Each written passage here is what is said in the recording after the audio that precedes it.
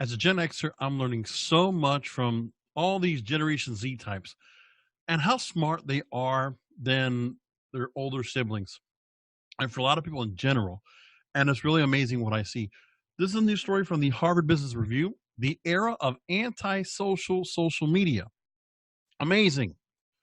They get it. So here's what Sarah Wilson writes.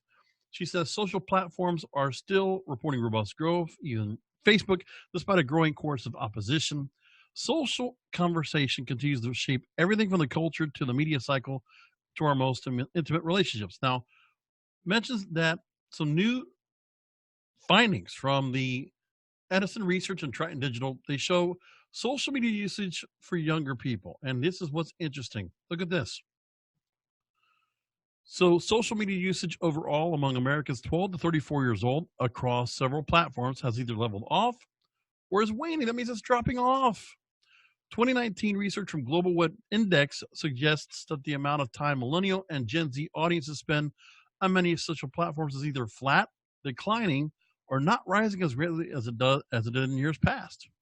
That's very interesting. Now, part of it might be because of the fact that Instagram, Snapchat, those just picture based.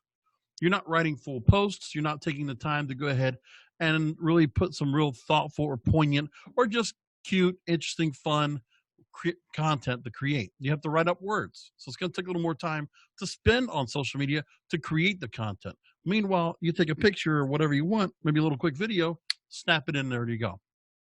Now, to what's driving this shift, you need to only talk to young people. They're saying that after years of being spent constructively, carefully curating online identities and accumulating heaps of online friends, they want to be themselves and make real friends based on shared interests. So that means what we were doing when I was growing up, that's what they want to do now. They don't want to use social media anymore. They're starting to buck the system, the control of the programming of the social media that everybody thought, well, this is the new village voice. This is where everybody goes. The ideal village is right here. Everybody's controlled in this one place. Well, now people are starting to see, you know what? It's not so fun anymore. Some people get depressed. Some people feel bad because of the way that social media makes you feel. And now look what happens here. So now on social, marketers are going to have to rethink their approach, understanding the distinct characteristics of these more closed and often more private interactive online spaces. So they're not completely leaving altogether, but they're still using people way to go and get online. They just want to do it in a more intimate setting without the big, huge, like, Hollywood type show business, 15 seconds of 15 minutes of fame type of deal. They don't want to do that. So this is what they talk about. If social media can feel like a crowded airport terminal where everyone is loud, but no one feels particularly excited to be there, digital campfires. Now, the idea is that it would offer a more intimate oasis where smaller groups of people are excited to gather around shared interests. So now there are private messaging or small group messaging, and that's the primary use of gathering. So more from the younger types. A 2019 survey from ZAK Youth Focus Creative Agency, can't speak today, says nearly 2/3 of the 1,000 people polled, all under 30, prefer to talk in private message threads rather than open forums and feeds. So yeah, the chat room idea has been gone a long time. And sending posts and doing threads and then responding to posts and threads like message boards, like you would in Facebook, or having a Twitter thread and people replying back to it. Yeah, people, I guess, they're not so inclined to do it anymore because those areas are very toxic right now. People are just really, there's cancel culture that's in play. There's people that are they're just trolling and being meme friendly and just being nasty. So there are certain people that don't want to be a part of it. And it used to be a place where it was a little bit different, but now it's not. It's getting it's just the environment now on social media gets very toxic. When they talk about toxic, that is. So now there's Facebook Messenger, WhatsApp being the best known examples.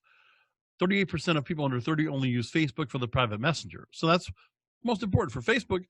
And that's what's important with what Facebook did when they bought Instagram and bought WhatsApp, because that's where they can still keep the concentration of younger consumers, younger users, adopters. They have that spot for them because that's where the money is. It's not so much anymore in what they're doing with, and I mean, Snapchat, I believe they're going to try, putting out like a dating service because of how it's a little more concentrated. It's not so publicly made. I mean, I mean, you still have your like-minded people that are following you, but again, it's much more concentrated, and that's pretty good.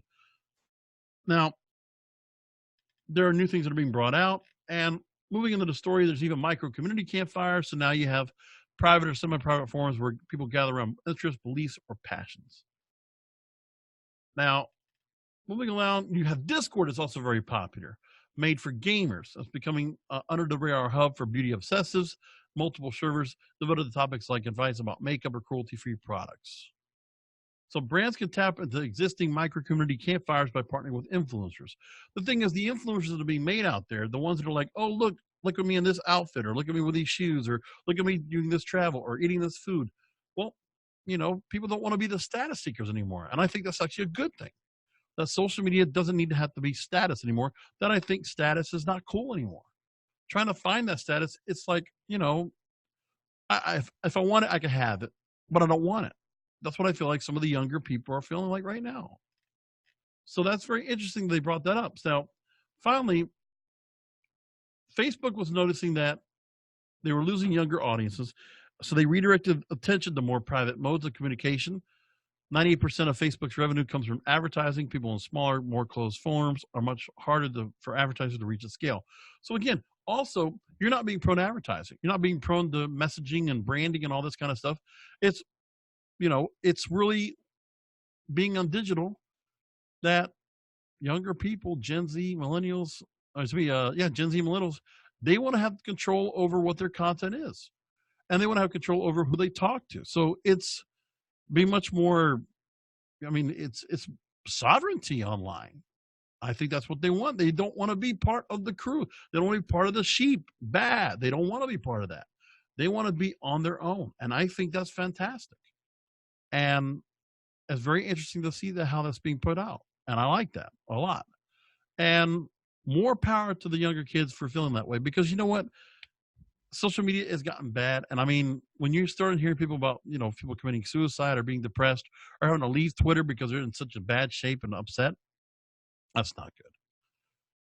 Because it's bad enough that that most younger people, and everybody anyway, has a smartphone. You're using it. You got it in your hand 12, 14 hours a day in some cases. You don't leave it and don't put it down. So this hopefully will be a change to be something more where then it gets to a point where, we're so comfortable with having the phone, we don't need to necessarily have it all the time. Maybe there's some things where younger generations than me would want to go ahead and do things a little more old fashioned. When you look at, I don't know. It was really just, you just kind of open your eyes and see what they want to do. Something that might be more practical. Do they want to go and play sports? Do they want to go out and see things and learn things for themselves without having to look for it on a phone?